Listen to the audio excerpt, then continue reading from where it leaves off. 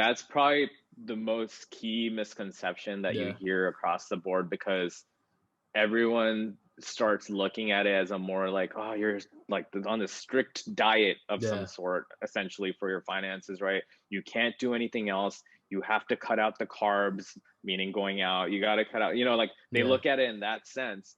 And it becomes limiting in their head, like, oh, if I start focusing on my finances, then all the rest of my life, you know, events are done. But they don't realize that it's going to help them make better life yeah, events happen in their life and experience more things and better things over time once they've managed their finances. I think the other one usually ends up being like that they just can't do it. They just don't know enough information for it. And I think that's really a limiting belief, that it probably doesn't even hold true for them, because once you start explaining, the basic, oh, you just got to line up your expenses, see how much you're making, and if you're making above what you're spending, then that's good. Like those basic teachings in financial literacy, people think like, that's not possible, like, but that's so simple yeah, that they understand it right away once you talk to them about it, right? It makes sense to them because that's what they're already kind of start like trying to do on a day-to-day, where sure, they're not writing it down, but like mentally they think about it when they're making purchases, when they're trying to save for their, like, car payment or whatever it is. They're already doing it. They just don't think it's they think it's more complex than what yeah, it really is. So they make it to be this big thing in their head, and then like, oh no, I'm not educated to do that. I had a psychology degree. I can't do finances. They think that school degrees have things to do with yeah. learning about your money, which I told you they don't, because They I don't. didn't learn about money. I didn't learn about how to manage my money in college with 2 degrees. Um, and so that usually ends up, and having them continuing their life in the comfort zone that they're in, and not building upon their wealth or their habits.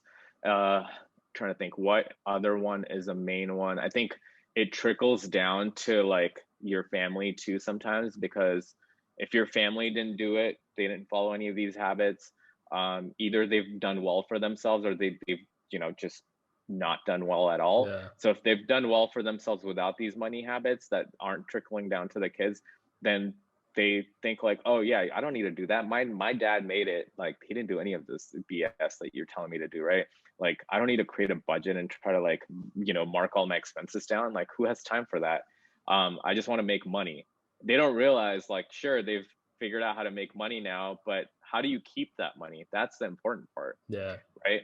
It's not how much money you make, it's how much you keep to be able to, like, be wealthy. You don't want to be rich, you want to be wealthy. um and the people who did poorly, the people whose parents did poorly, they see that, and then that becomes like a limitation in their mind, like, I don't think I can do this. I don't come from the family background that's capable of making money, and that's capable of like saving and growing as, financially. So that becomes another limiting belief for them. yeah. But Like personally, I want to touch on the family thing because I feel like I know I'm recording this on, I think it's British Mother's Day, some Mother's Day, okay. but I don't feel like you need to follow the advice of your parents or like follow in the footsteps of your parents because they also might not be like the best with this like topic of financial freedom and money. Like obviously you look up to your parents, but like maybe do your own research as well and don't take the advice of like just your parents for like financial freedom. It might be I controversial, but like Dude, I 100% agree with you, because yes, we learn what we do want to learn from our parents is like the yeah, values, that like the ethics on how to like become a better person. If they're a good person, you take those like teachings and blessings from them, but you don't always have to take financial advice from your parents either. Yes, they may teach you the basics of it over time if they're knowledgeable about it. And if they're doing well, yes, follow their footsteps, yeah, learn what they did to get there.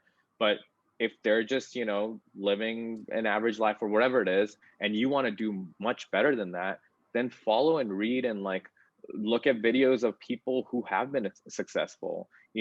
Go hire that finance coach, or go hire someone who can teach you, get a mentor, right? So like figuring out that for yourself is the most important thing, because you can follow their footsteps, their journey. You can learn from what the mistakes they made.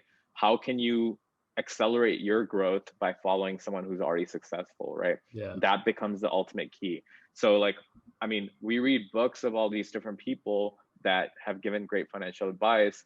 We read those for a reason, right? We don't just go asking our parents like, hey, I want to like make this business happen, and they're not even business owners. Yeah. How do I do that, right? I've been blessed. Like my parents have been in the family, like the business world for a while now, so we've learned, how to create an LLC or like things like that, from them. What makes sense to expense in the business, like those kind of like tips have come from my family, and I greatly appreciate that.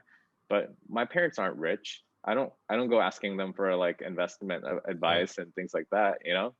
I go start researching. I have a trading group filled with investors who are doing really well, so I'm trying to learn from them. I'm still i'm still pretty basic and investing myself in the stock market, because I don't know all the terminology Yeah. still. I started more recently too, but I understand the foundation of it, so I can teach on that. But I don't tell people how to like pick one stock or over another and things like that, because that's where I'm doing my own research too, to do better for myself. um, but yeah, you're right, man. You don't have to follow your parent. Yeah. That's they probably did the same. They probably learned different things from different people too, and maybe not in the South Asian culture, because Yeah. they followed to the T of what their parents did, mostly, and so they require that of us as well in certain areas. But we're a little more ambitious, I feel, as a Yeah. generation than our parents probably were, and I think there were a lot more limiting factors back then. The mentality aspect of it has changed completely. People are ready to leave their homes and make something of themselves more so now than they were before, and learn about different topics. We have technology that's like transformed Yeah. our lives over the last few years. So there's way more resources available for us to be able to do well in life and to learn different areas of just anything, right? Um, so I think we should like look at those people that have been successful and learn other things from our parents that they've done well, right? Yeah, there's like so much more information, so many more books.